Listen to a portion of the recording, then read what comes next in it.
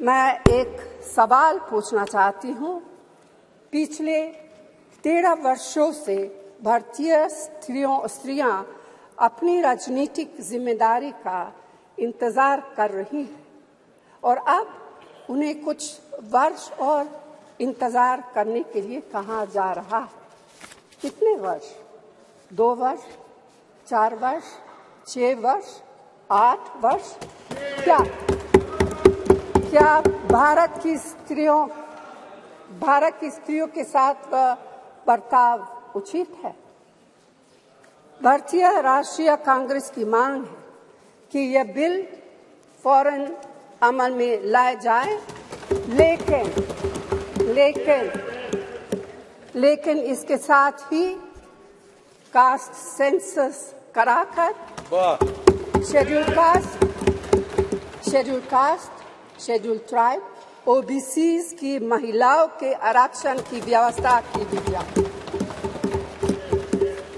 सरकार को इसे साकार करने के लिए भी जो कदम उठाने की जरूरत है वह उठाने ही चाहिए।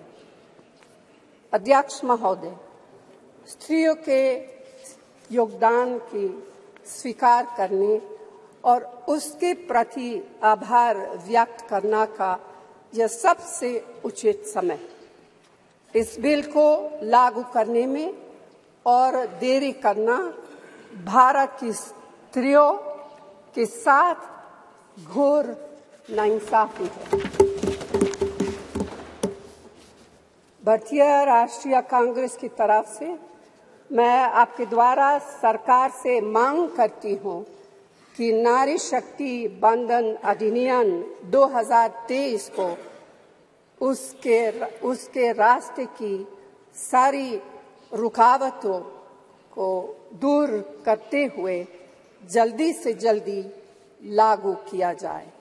ऐसा करना न सिर्फ जरूरी है बल्कि संभव भी है।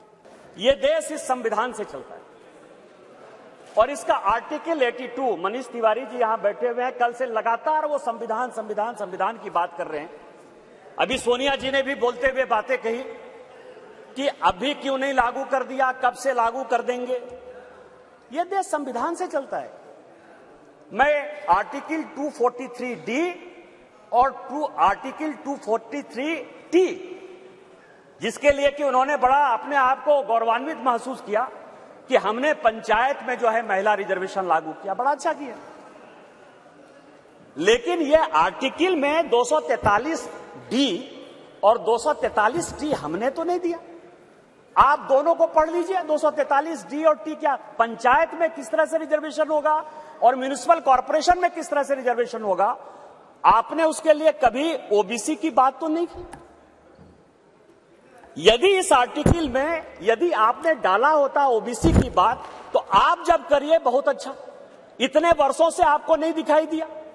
उसी तरह से 1947 से लेकर 49 तक ये पूरा संविधान सभा चलता रहा।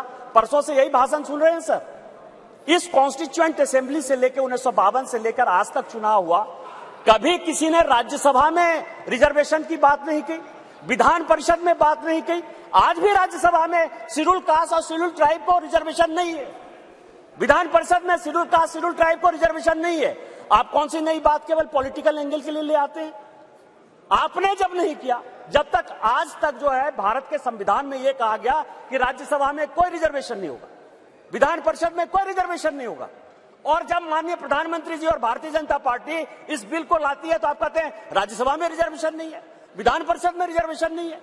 आप पंचायत में कहिए कि कोई ओबीसी को रिजर्वेशन नहीं होगा, चाहे म्युनिसिपल कॉर्पोरेशन में कोई ओबीसी को रिजर्वेशन नहीं होगा। और आर्टिकल 82 है सर, जो एडजस्टमेंट ऑफ ईच सेंसस की बात कर रही है और सीट बढ़ाने की बात, सब पढ़ लीजिएगा इस आर्टिकल को। इसमें कहा गया है कि 2026 तक सभी चीजों को हमने फ्रीज कर दिया है। आप अनकॉन्स्टिट्यूशनल काम करना चाहते हैं, आप उसके ऊपर जो है कहते हैं कि 2024 से लागू कर दीजिए। तुरंत सुप्रीम कोर्ट में जाएगा और सुप्रीम कोर्ट में तुरंत वो स्टेप डाउन हो जाएगा। क्या आप चाहते हैं कि महिलाओं को रिजर्वेशन नहीं दें? और जिस तरह से आप केवल राजनीति के माध्यम से इस महिला रिजर्वेशन को लॉलीपॉप बनाते रहे, घुमाते रहे, वही भारतीय जनता पार्टी करे। हमारे प्रधानमंत्री जी हैं जो कहते हैं कि जिसकी मैं शुरुआत करता हूं उसका अंत भी करता हूं। यदि ये महिला रिजर्वेशन यहां आया है तो महिलाओं को अधिकार मिलेगा, मिलकर रहेगा, दुनिया की कोई ताकत इसको नहीं रोक सकती है। लेकिन इनके यहां क्या दिक्कत है सर?